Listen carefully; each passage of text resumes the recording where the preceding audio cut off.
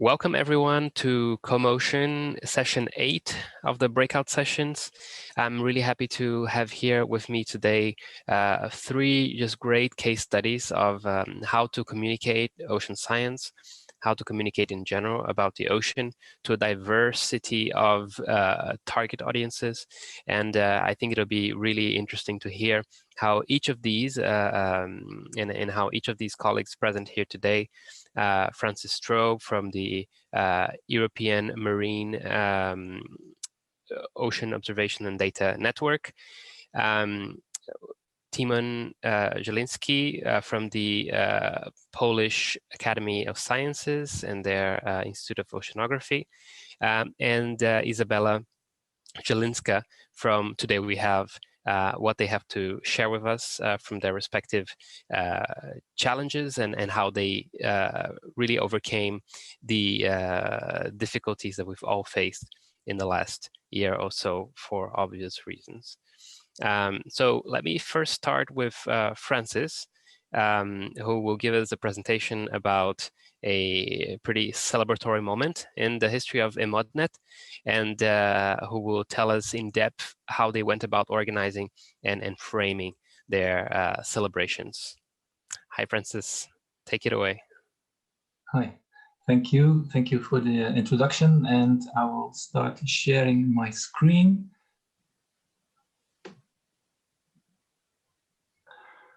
Yes, so welcome everybody to this case study of how we try to capture efficiently the story of an organization from its launch 10 years ago to where we are now and where will we go next. How to celebrate a decade of achievements and the people who make this possible in a festive way. I'll give you an overview of the communication activities in the context of the celebration of the 10 years of European Marine Observation and Data Network. Throughout the presentation, I will also briefly mention the results and impacts of our communication activities.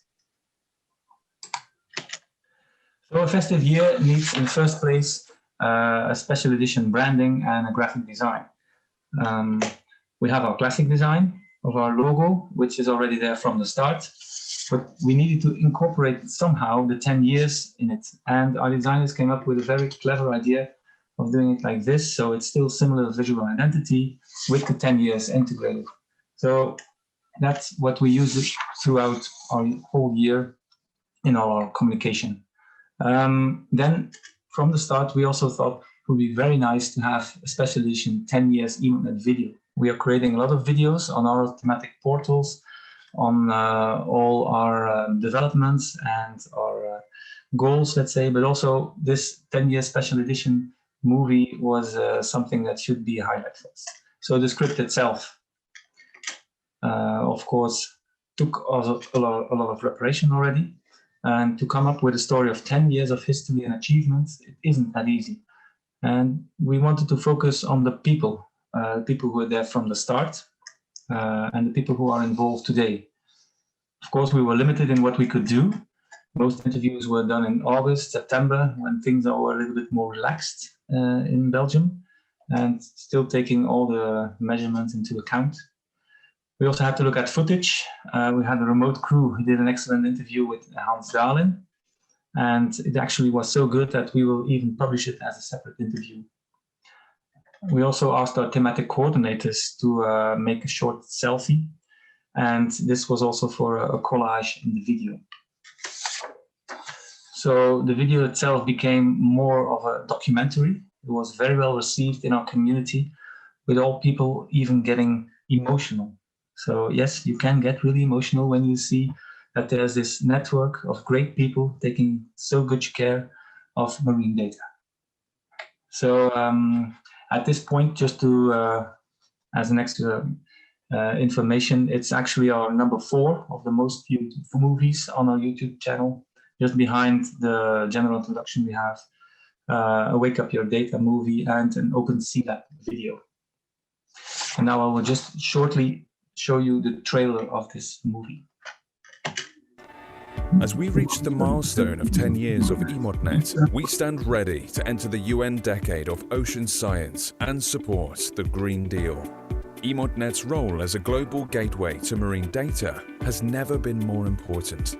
The European Union and EMODnet provide the most advanced data management of marine data in the world. Now anyone from almost anywhere in the world with their laptops can find and retrieve EMODnet data. This can achieve economy of scale for marine scientists, for marine policymakers, and of course for the blue economy. Marine data and data in general, I think, can be considered as the new gold because they're very important for society. Copernicus is an operational public service, and having EMODnet as a key partner, then we have something which is much stronger, much higher quality to provide these public services. There is a place for more cooperation among the member states and also to build something valuable at international level. And EMODnet, the knowledge, could be the base of this.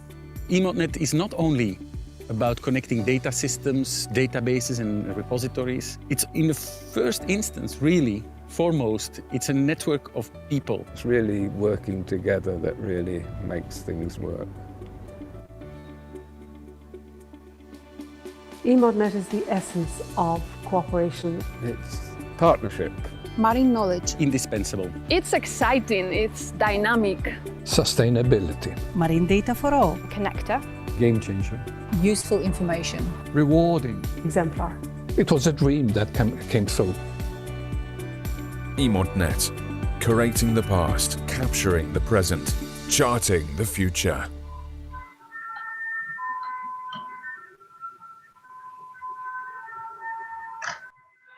Yes, and I would like to invite you all to have a look at the full documentary in 10 minutes.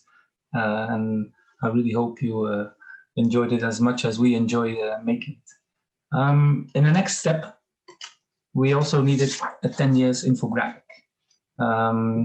So our first idea was we need a big wave of achievements as a background. And our first attempt was a rather static PowerPoint presentation. However, one thing was sure, while we were most of us all in lockdown during that period, we were dreaming of a surfer representing EMODnet, enjoying and riding the waves and more waves to come. So the final product shows us our achievements over the 10 years in one image. And we reused our visual identity with logos, the color schemes, the festive elements. And the EMODnet thematic lots also have their specific icons, which makes it easy to distinguish who did what as their biggest achievements.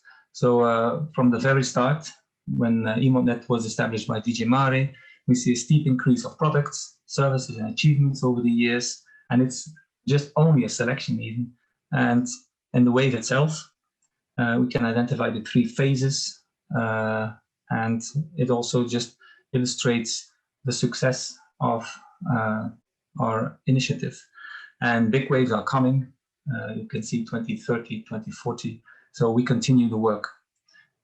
Just for the process of collecting and selecting all the info, I'd like to thank all the EMODnet thematic coordinators and the Sea Basin Checkpoint coordinators for their positive contributions.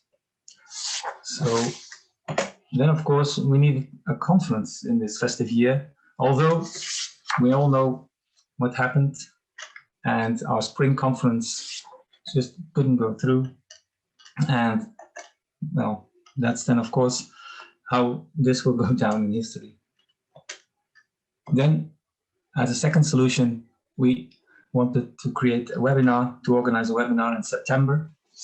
And we had to reschedule it and decided to convert it, the 1-week conference, to a 3-hour celebration webinar on the 22nd of September. For a webinar, there are a lot of presentations. So we created a template where we also wanted to illustrate a bit the 3 phases behind the 10 years. So from a core scale in phase 1, going through final resolution in phase 2, to then the high resolution data and products and services that we are providing in phase 3. This is a bit represented in the background. And we've been using this type of background and also all the rest of our communication. So going from a bit of a troubled vision to a very accurate representation of monitoring and observation data. Then the webinar was announced on EMODnet.eu. And this webinar was, again, the opportunity to take stock of the key EMODnet achievements over the past decade, with a showcase of testimonials from data providers, users, and partners. It should be the celebration moment, really looking back at all the achievements. So the program of the webinar, I would just like to invite you to go through and to the page and browse through the program and pick the presentations you would like to see, or even look at the recordings. And then just as an extra feature during the breaks, we also made a collage of all group pictures of past events, plenary meetings, and gatherings that we had, which was also nice to just have a look back at all those pictures over the past 10 years. Then one highlight of the program that I would like to point my attention to is a light speed run through of 10 years of EMODnet. It was presented by Alessandro Petito, and that was on behalf of and with input of all the thematic coordinators. So it was a really fun presentation, and yeah, as you can have the QR code, you can just go ahead and go straight to that 10 minutes where he delivered a very, very nice speech, and yeah, I invite you to go just have a look. Then we also, during the meeting, had a quick forward look to the Open Conference 2021, which will be a hybrid event, and also for more information, the coming months will be available on the URL on the slide. Extra kind of spin-off things that we had was the annual report. We created this one in a festive edition, again using the festive elements, and so this one will be a collector's item for sure. We will have a couple of hard copies, so just try to get a grab on one of them. On social media and newsletters and remote meetings, we also were present. First of all, announcing the webinar on Twitter, and what I can give there as an extra information is that a final push just the day before we had our webinar on the 21st. We already had 250 stakeholders that registered. Just with the final push, we reached over 300, of which then eventually 250 participants were present at the meeting or at the webinar itself, coming from over 39 countries. But yeah, for us, actually a big success. Of course, also announcing it on LinkedIn, Facebook, and all the social media. Then, of course, on the traditional media as well, we announced it already very much from the start when it was clear that we were going to have a webinar, and every month just giving updates on the program, on who was going to speak at the meeting and give the key talks and so on. So this is also something we sent to a lot of subscribers, and also had a lot of people registering.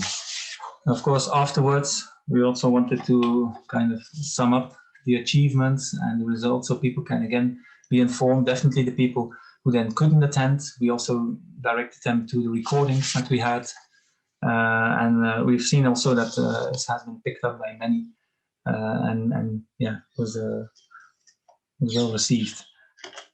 Then something we also, of course, think of in these times is the obligatory virtual background, as the one I'm using now as well, but we designed one with the 10 years logo incorporated, of course, to cater for all the online events, like the Google Meets, the WebEx, the Zoom meetings, and all the virtual events we had all this year, which actually brings us back to the format we are using here at the moment, where I presented my use case, and I see a little reminder at the bottom to end this session, or at least end my presentation here. So thank you for your attention. Thank you so much, Francis. It's really exciting to see the whole preparation that went into this celebration, and also the follow-up, right? Because it's sometimes you put a lot of work onto an event of this magnitude, and then it's easy to just say, okay, it's done. But you guys, I see that you really thought it through, and on to 2021, to the open meeting. So I'm really excited to see what's going to come next. If I could just, before we move on to the questions, just ask you, how much time did it take you guys to prepare everything? How far in advance were you preparing this whole year of activities? Because I know that these things can take a while to shape up. Yes, well, yeah, indeed, it took a lot of effort for the whole team, let's say. Well, to start with, the logo was something that we already created in the beginning of the year. From there on, of course, we were fully focusing on the open conference that we're normally going to organize in spring. And of course, there was also a visual identity around that. So we were able to eventually recuperate a lot of that, just like the festive elements, the idea to have a festive annual report edition and so on. But then at that time, when we saw that circumstances were changing and we had to go into this virtual environment, yeah, it's totally different approach. And I think it's yeah, from let's say May onwards, it was full on every day. We needed to organize things. Organizing a webinar is a totally different format to get a good program, to also engage people to register and so on. So yeah, you have to have a full presence online continuously. And as you said, not only then building up to the event, but afterwards people want to still be informed on it. So yeah, it's been a task of a core group, but eventually everybody has been involved in like spreading the word, looking for ways on communication around this festive year. But it's also something that's very rewarding because yeah, you're building around something common. But it's been yeah, it's been quite intense. Let's say wrapping up actually by giving this presentation almost it's been a full year of intense work. And thank you for sharing the results of that hard year of work with us. Yeah, you're welcome. So we'll come back to a more general discussion with all the speakers once everyone has presented. But now let me swiftly move to our second speaker, then Tymon Zielinski from the Polish Academy of Sciences, to present about how to communicate in a diverse manner ocean science to audiences throughout the age and geographical spheres. So good morning, everyone, and I will share my screen. Okay, this should be it. Can you see it? It's okay, good. So once again, good morning, everyone. Thank you for hosting this session, Vinny. I'm going to talk about Open Science Days as an example of a diverse approach to communicate about ocean, but also climate change. And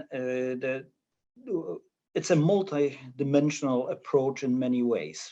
It's both local and global. It's domestic in a way of the language, also international, because you'll see we have people from different parts of the world involved in it. It is also something that we normally do in person, but we have a potential to expand for going online. So we'll discuss these dimensions when we go through.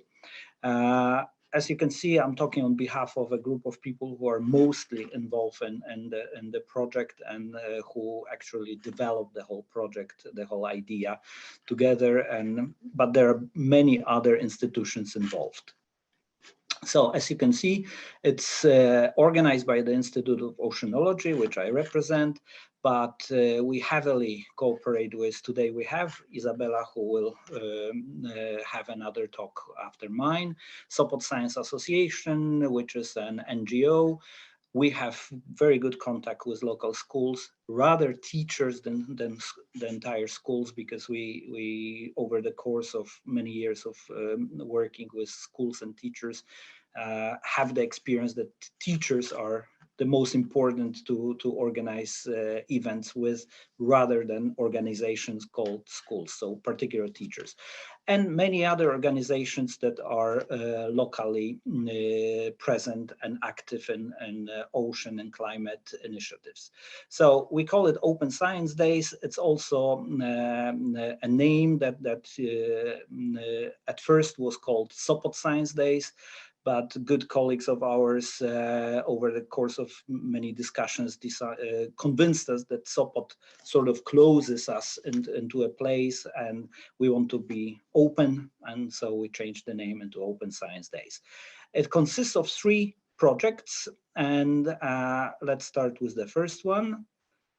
Ocean of Changes, a series of educational workshops. We start with a very dedicated part of this project, which is dedicated to young learners, as you can see, ages 8-18. Mostly we have kids of ages, say, 11-15, but we happen to have the 18-year-olds and we happen to have 8-year-olds. Each workshop is about 2.5 hours. Tymon, sorry for interrupting. Do you think you could put on the present version? Because I think it will be bigger. Yes, I'm sorry. No worries. Great. That's really good. Sorry. Thank you. So we do it every school year. However, again, based on our experience, we work with willing students. So the teachers do not involve entire class for that. They pick the willing kids, and we know from the teachers, it's not like, you are the willing one. They really pick the willing ones. And the venue is the Institute of Oceanology in Sopot, which is a very nice place, as you can see, very close to the beach. So the workshop, we have 20 minutes of short interdisciplinary lectures, and these are given by 4 to 5 different scientists from the institute, or educators like Izabela. So each person has like 4 or 5 minutes at the most, so that we don't want to bore the kids with our knowledge, and it's not the point of the workshop that we talk and they listen.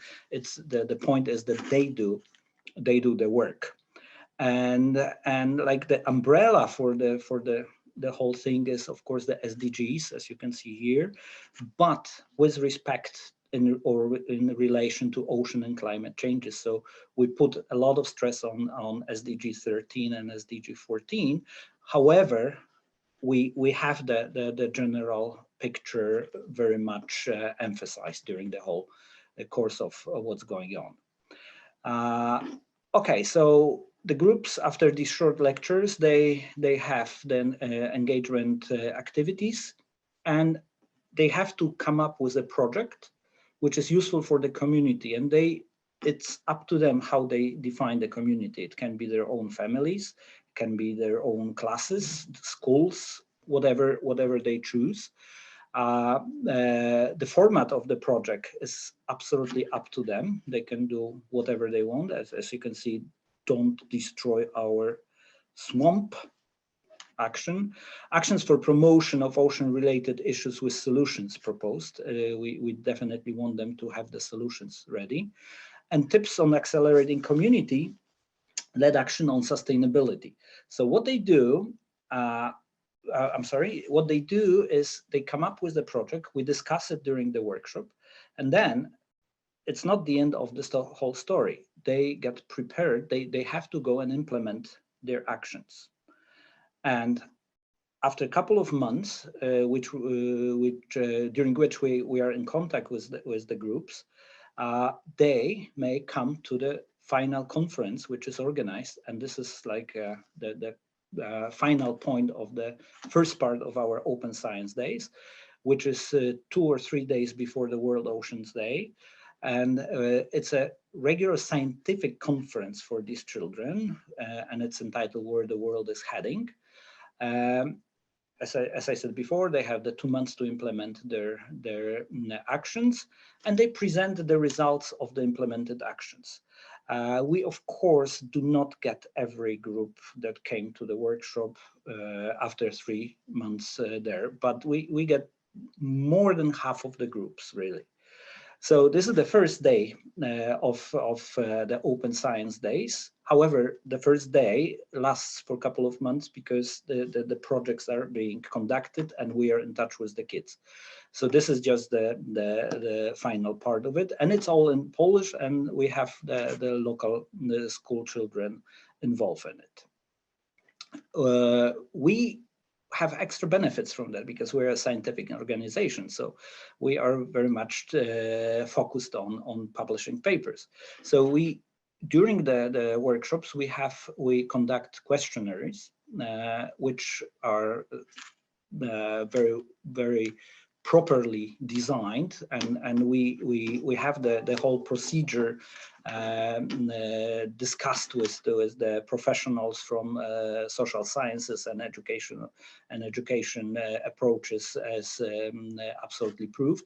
So we get the information enough to publish because our statistics go into hundreds of children every year. So we have the extra bonus from having fun with the kids and sharing our knowledge and communicating good information and learning from them, because we can publish scientific papers. So this is one way of getting scientists involved in projects that are educational or communication type of projects, because they get their stuff, which is very important for them for the, let's say, annual reports, right?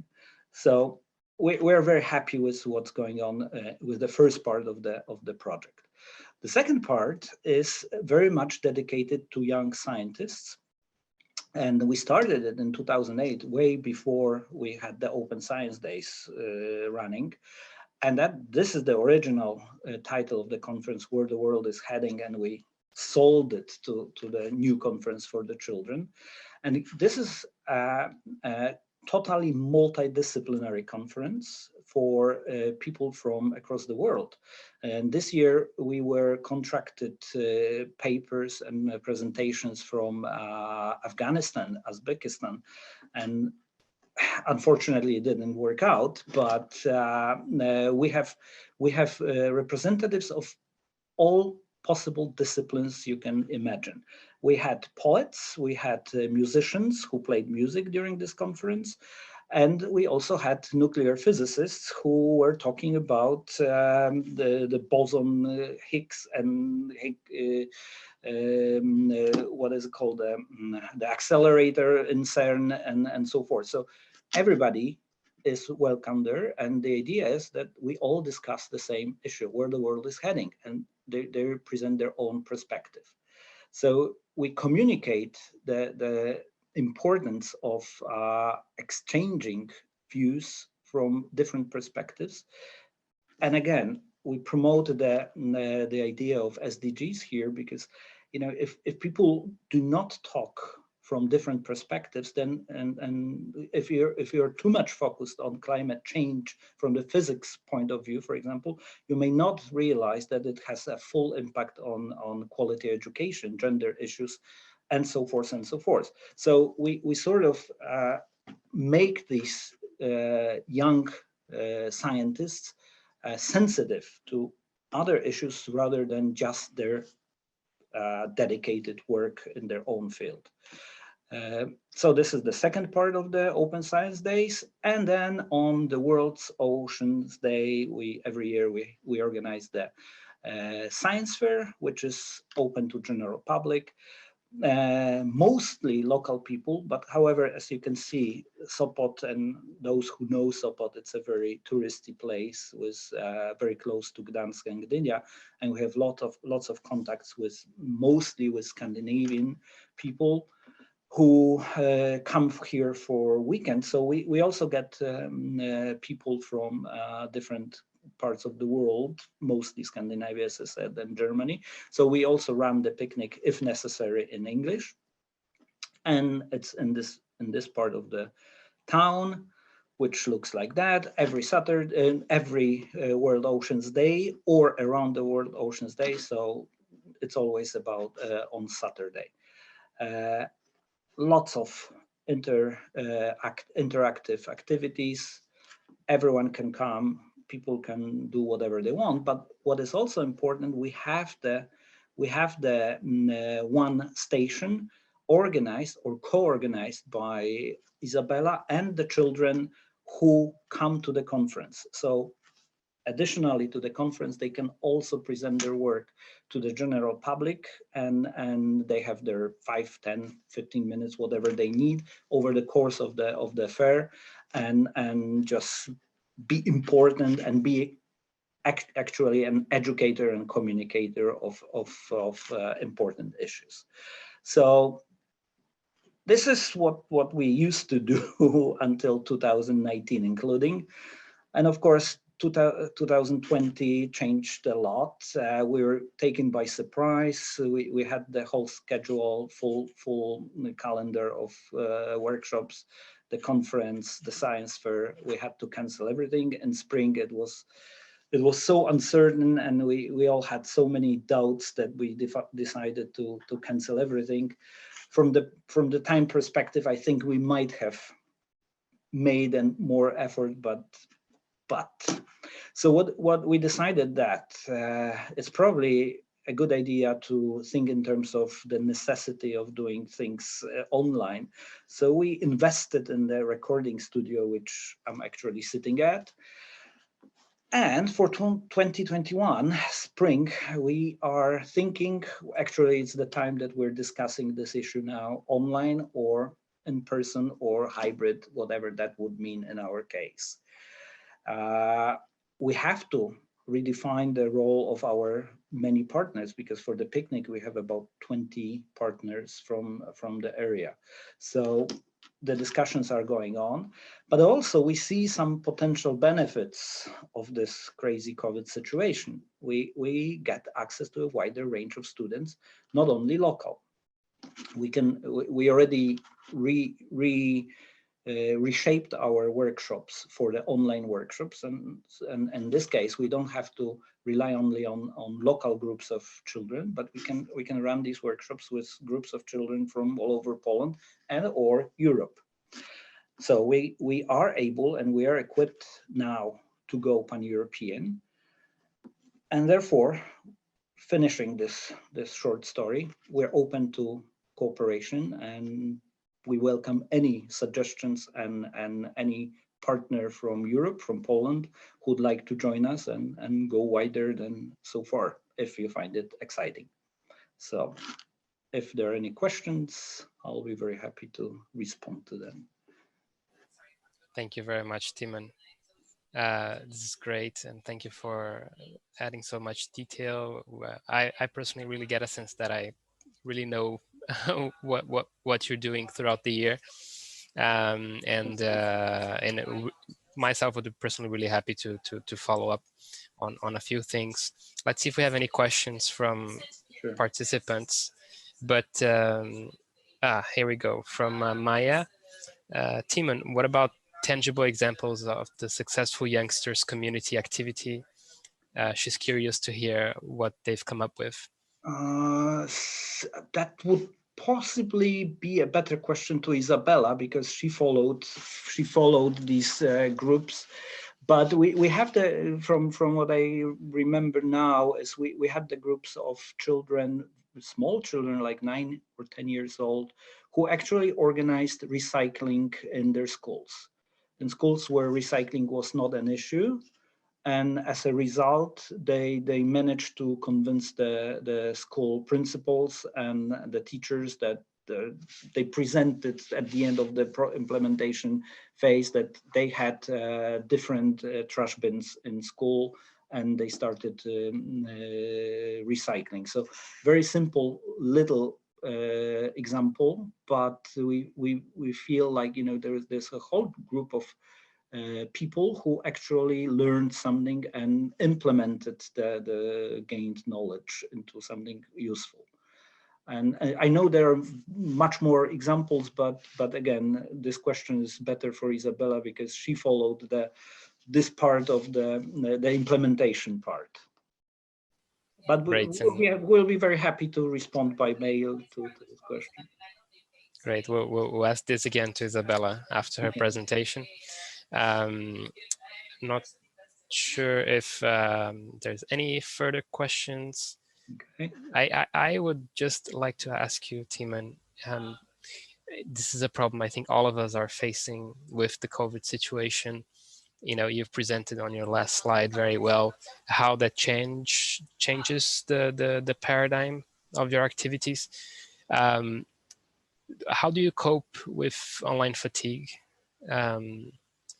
when, you know, in terms of course, COVID is great to expand the reach and we can do, or at least we have a sense that we can do more things because the costs of doing things has very much decreased, but the costs of getting the same reach and impact have augmented, at least I think, in my opinion. How do you cope with that? Honestly speaking, we don't cope at all, and that's a very sad question, sad answer, because we, as I said, we have the group of dedicated teachers who we have cooperated with for many years, and when we approached them with the school beginning of the school year, they all said, "Forget it. We can't start any actions now because we don't know what's going on." The problem is that in the Polish educational system, they didn't have a long-term plan. So the changes were made pretty much ad hoc or with the time perspective of 1 month. And meanwhile, even though they had said, for example, you know, within this month it's going to be like that, it happened that after 10 days, for example, they changed the rules again. So the teachers said, like, forget it, we can't do any extras now. So we are getting ready for February, because that's the end of the winter break in Poland. And again, we were already pretty much ready for the beginning of February, and the changes by the Minister of Education were made, and the winter break has been shortened and put in the first half of January, with a possibility to open school system again in the second half of January. So now we have 2 weeks extra that we have to think about, but we cannot be sure that it's not gonna be changed again. So our fatigue is sort of like that we cannot plan anything, and the teachers cannot really plan, because they have to, at this point the semester is shortened by 3 weeks, and they have to fill in the curriculum, and 3 weeks shorter, then they say, like, forget any extras. Yeah. So our fatigue is rather the mess, the organizational mess, rather than too much of online activities. I'm afraid that our kids do not have too much; they have enough of problems with school. But that would be my view over this. Yeah. No, absolutely, and I completely agree on that end. And I hear that from various countries where we're trying to implement ocean literacy activities. Italy, Mexico, Brazil, everywhere. I think the problem of shorter school years and just teachers having to compress the entire curriculum. And then we go back to the question, which is perennial, and hopefully will be something that will come out of the ocean decade. I think is ocean should, or environment in general, education should be considered essential, and not the extra that will jump at the first difficulty. But I think that's a much larger debate. But we are all doing our part, I guess, in that mission. So without further ado, I'd like to thank you, Tymon, and move swiftly to Izabela, who wants to present about the work of Today We Have, and her particular work on the project I Live by the Sea and the summer camp. So Izabela, take it away. shortly. I will shortly.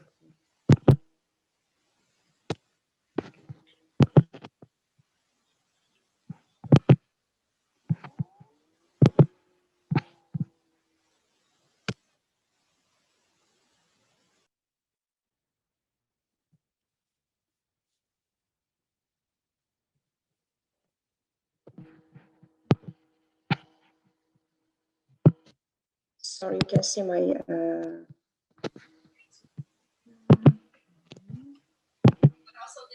Isabel, let me know in case you have continuing issues with the presentation, and I can. Yes. Would you like me to present? Yes, maybe. Okay. Yes. Okay. Thank you. That's good. Because I have problem. And you can request control, I believe. Yes. Okay. Once I start presenting. So let me pull up the. Thank you so much. No, absolutely.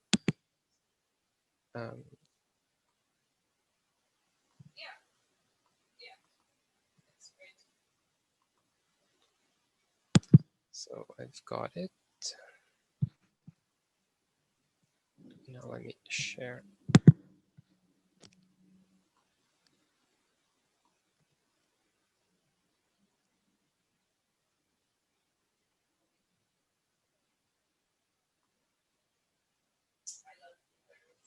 Great. Can you see that? This is the, yes, I can see, but this is the last yeah, slide. Sorry. Yeah, yes. Okay. Don't worry. Yeah. Can you request control? I think on the top of your screen you should see. Yes, I can, but I can change the slides. You have to press with your mouse, click with your mouse once, and then you can run through the arrows. Or I can just do that very quickly. There, that's the first slide. Sorry. Yes, that's the first. Yeah, okay. you can just tell me, and I will. Okay, super. Thank you very slides. much. Cool. Thank you. Okay, so dear friends of the ocean, I'm very happy that I can be with you today and talk about I Live by the Sea project during the 4th International Marine Science Communication Conference. Next slide, please. Okay, why did we decide to create the I Live by the Sea project? Increasing awareness of global change with climate change as one of the major issues is crucial in order to develop the next generation of world society who will be ready to make a science-based decision in order to provide secure, sustainable outcomes for the either planet. How we do it? We organized I Live by the Sea International Youth Photo and Film Contest and exhibition all over the world. We organized a series of 6 multidisciplinary online webinars open to general public. We are planning to organize a winter school and ocean action. For who we do this? We feel that there is a strong need for both researchers and educators to cooperate and provide modern approaches to produce science-based information and motivate people to act with an environmental perspective. The project is aimed at both children and adults. And what for? In times of global environmental changes, it is obvious that science-based education plays a critical role in increasing the current condition of people's awareness. Properly designed and conducted science provides tools for meeting various social needs, including quality education, sustainability science, and sustainable and quality education seems to be the obvious tools for achieving these goals. And next slide, please. And our motto guides us in all our activities. We all live by the sea, no matter how far from the sea we live, next to the beach or far away in the mountains, we still have a great impact on it. and it is up to us whether we create a positive relationship with the sea or have adverse impact on it. And next slide, please. And our first edition, I Live by the Sea contest, was closed with an exhibition alongside many others during the UN Ocean Conference in New York in 2017, which was a great experience for us. And following, we had fantastic exhibition in Brussels, Southampton, Rostock 2018, and Lisbon 2018, and of course in Poland 2020. With time, we have managed to raise the level of our contest and became a partner of the UN Decade of Science, of Ocean Science for Sustainable Development 2030. And this success could not happen without our partners' work, the engagement of the jury, and of course, great contributions. And next slide, please. Due to COVID-19 and the lack of an exhibition in Lisbon, we decided to revert our friends of the ocean, and we organized 6 open online webinars. We believe that there is a strong need for both scientists and educators to collaborate, provide modern approaches to creating scientific information and motivate people to act with an environmental perspective based on the science of sustainable development and sustainable and high quality education. Webinars was open to the public, and all meetings were recorded. Webinars were held once a week on Wednesday at 4 p.m. Central European Time, 3 in June and 3 in August. The webinars were organized by Today We Have in cooperation with the Institute of Oceanology, Polish Academy of Sciences, and Gdynia Aquarium. Next slide, please. And our dream team, Summer School, consisted of 7 people from various scientific, educational, environmental, consciousness, and artistic institutions. And next slide, please. The team was very diverse and consisted of scientists, specialists of psychologists, educators, and artists, which was an international act of our part. And we had geographical diversity. The speakers were people from various countries. We keep gender balance, and they were people of different ages. And next slide, please. In July, during the webinars, we discussed very interesting topics related to sustainable future through sustainable science and quality education. During the webinars, Lil and Tymon discussed the importance of quality education from 2 different perspectives. Based on her commitment to the Hands for Holding project, Lil presented her experience in using dance as a therapeutic and educational method. And very important to me was that a psychologist should be among the webinars.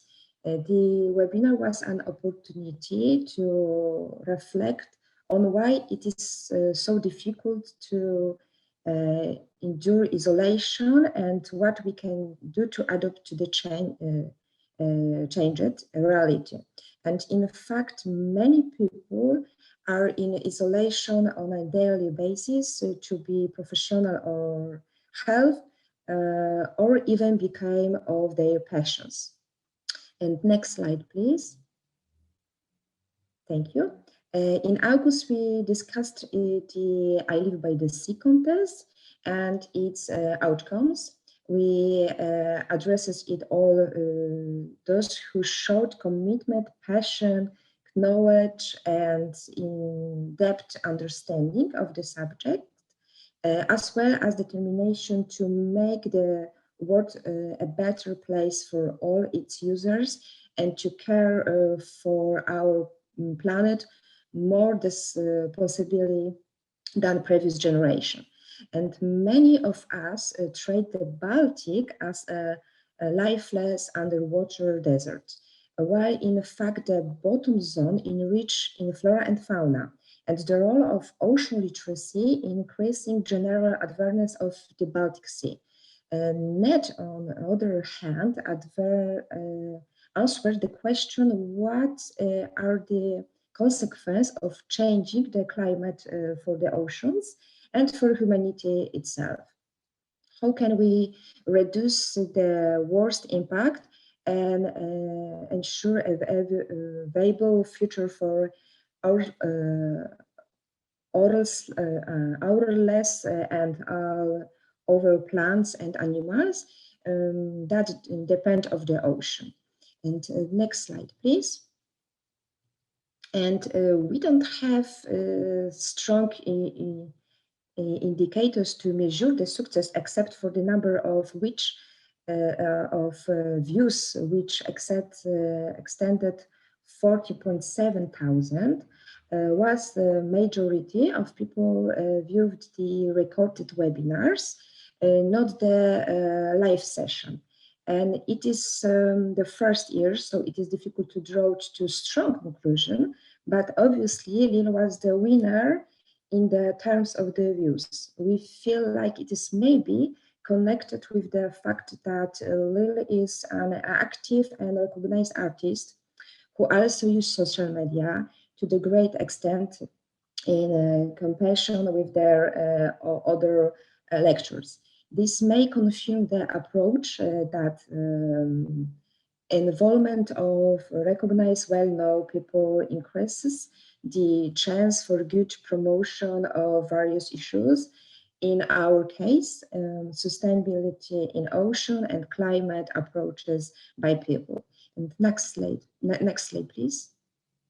And this first edition of the LU by DC Summer School provide an interdisciplinary platform to discuss these important issues. And our webinars have facilitated the exchange of information between users from different parts of the world who care about our environment, especially ocean. We recordings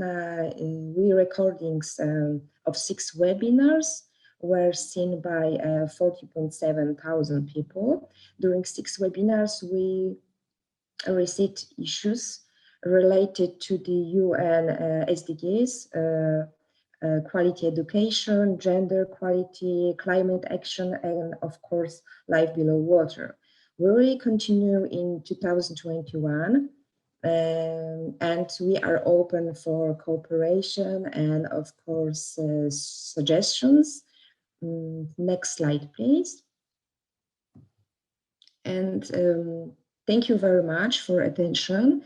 And if you want to join our team, please contact with me, and all information are available on today. We have a website and our Facebook.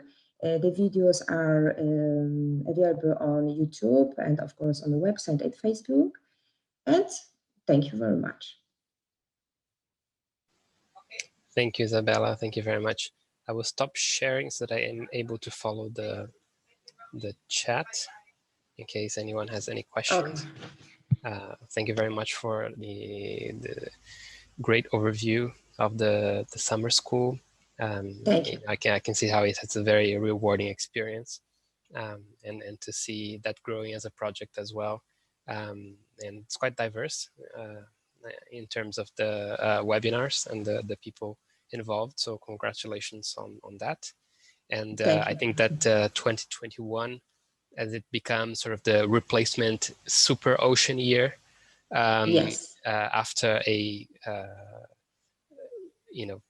failed 2020 due to obvious reasons, I think there will be a lot of. I hope there will be a lot of space for your increased activities. So I hope so.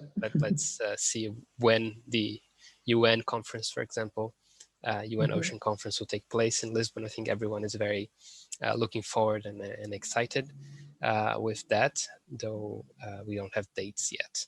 But in terms, are there any plans that you can share with us? Sneak peek into what's cooking for 2021. For the Ocean Conference, for example, or around other big events. There'll be a climate COP, of course, in Edinburgh. We will be organized, of course, I Live by the Sea contest, next edition, and summer school, winter school, and Ocean Action. The Ocean Action is a new project for children, and we will be starting 2021 in January. I hope so. It's everything. It will be great. Great, wonderful. So, seeing no questions in the chat, maybe we can come back and have sort of exchange between the speakers. So, Francis, Tymon, Izabela, do you have any questions for each other that you would like to ask or exchange? And I know we've met on the side, prepare the session, but Tymon, go ahead. Yes, I have a comment on Izabela's numbers. I'm absolutely shocked that my presentation was viewed by the fewest people. But I wonder if this is the case that all sort of scientific ones were not as much viewed as the psychological one, the non-formal education by an artist, and so forth. So that could be the conclusion, maybe, that we the scientists who want to communicate, we really have to learn better methods and be better prepared to communicate. So that's my view of this. Yeah, no, absolutely. Izabela, do you want to come back on that? Francis, do you yes, have a comment? yes. Okay, and in my experience, connecting scientists and artists brings a great results. It's always a good idea for teach the children or adults. Okay, but we the scientists must learn how to be, let's say, exciting rather than boring. It's true. Yeah, it has become suddenly a different world where classic presentations on a big screen are now condensed to a small computer screen, and yeah, I think it's a big task to make a presentation light and captivating at the same time when you don't see somebody also in front of you talking and pointing to some graphs and explaining things, when you have to just look at a screen. Yeah, there's a lot involved in it. It's also just everything, the quality of the internet and so on and so on. But indeed, it's very interesting to see how to improve on that. And we, as like EMODnet as well, we also at that scientific level of showing data and the use. It's challenging to do that, indeed. From personal experience and knowing that music seems to be attracting a lot of attention, according to Izabela's numbers, I have just one solution for you guys. Just do your presentations with a Baby Shark soundtrack. Everybody knows Baby Shark. We know it in Poland. It's YouTube's most viewed video, so there's probably something in there. Izabela, you don't have your camera on. Oh, yes. Okay. Well, there was something I wanted to comment on. Okay, so do we have any suggestions for 2021? Let's say first half of the year. Do you, Francis, for example, or Vinny or Izabela, do we plan online? Because I'm actually, based on our contacts with the teachers and observations of our daughter, I have no idea really. Do you have any suggestions? I'm not planning anything presential until second half of 2020. Okay. yeah, I don't know what others feel who are attending. Yes, as I quickly or briefly said in the presentation, we are planning our open conference in June, and that so far now has been decided as a hybrid event.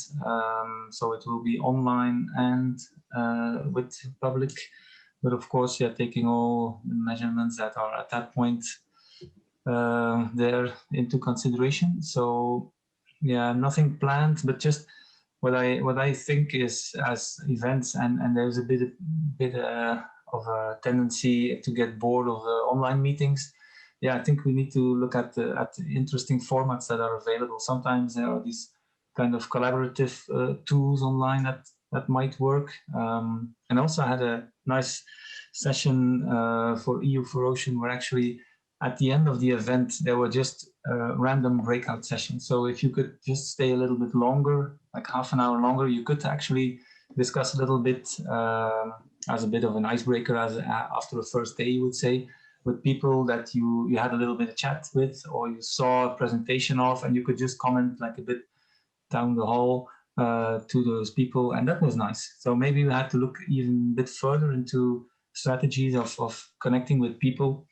Well, we used to go to a meeting where we stayed for 2 days, and in the evening you would still see the same people, and now we have a little bit of tendency to wrap up and do other things. Maybe we need to invest a little bit more time online if it's possible. And those breakout sessions were nice. They were just four people, and you had 5 minutes, and then there was another randomization, and then you had other people. That was nice. That was a good idea. Great. Excellent. So we are short of time, unfortunately. So I will wrap up the session. And unless there's any burning questions from attendees, seeing none. Okay, so thank you very much, Francis. Thank you, Tymon. Thank you, Izabela. I wish you really all the best in the activities for wrapping up the year and starting the next one. Hopefully it'll be a year where we can put to the extent possible, the brunt of COVID behind us.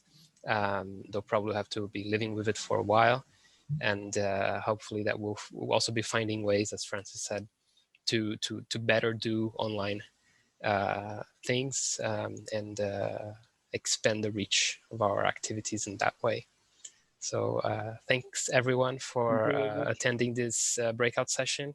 I really hope that you will have lots of fun still today in CommOcean, and really all the best. Thank you very much. Thank you. Bye-bye. Thank you very much. Thank you. Bye.